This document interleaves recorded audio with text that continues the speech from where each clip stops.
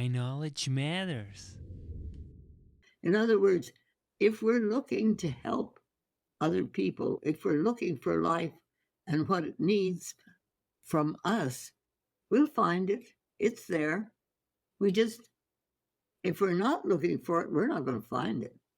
But if we are looking for it, we'll find it. It's there.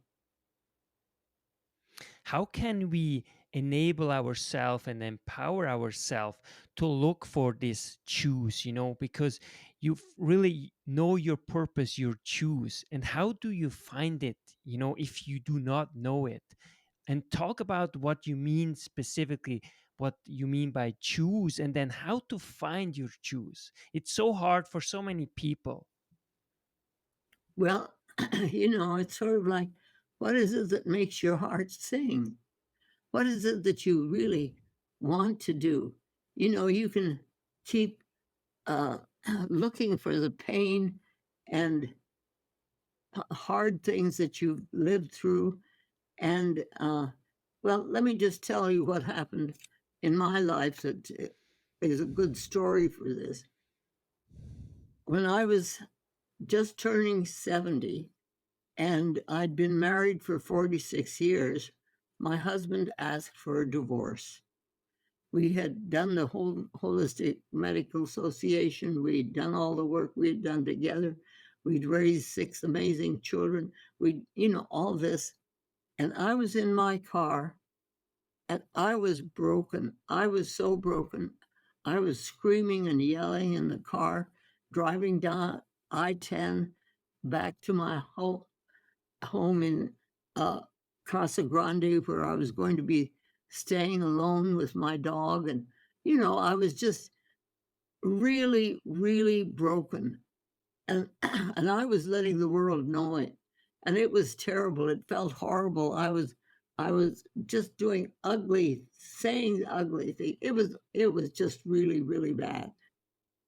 But then I pulled over to the side of the I-10 and stopped my car and I got out. And I stood there thinking about what I was saying. Excuse me. But I had to just stop and look around, and I suddenly thought to myself, am I going to spend the rest of my life like this? I mean, it was horrible. I mean, it was an ugly, ugly place to be. And the words came to me, this is the day the Lord has made. Let us rejoice and be glad in it. And there was my name, Be Glad. And I thought, oh, okay, I have a choice here. I have a choice to be mean and awful and terrible like I'm being right now, or I can do something about that. So I got back in my car and I went home and I talked to the dog, the only thing that was there, and explained that I was going to change my license plate. And I did. The next day I went to the license bureau and I changed my license plate to be glad. So that every time I got into my car, I had to see that. I had to remind myself, not only that, but I realized that everybody behind me in traffic would have to see that. So I lived another 60 years or so here, and the whole time I was driving through Phoenix traffic, people were seeing a license plate that said, Be Glad. In other words, it was taking the actual choice that I had to be stuck in this awful place or change it. And I chose to change it. That's why knowledge matters.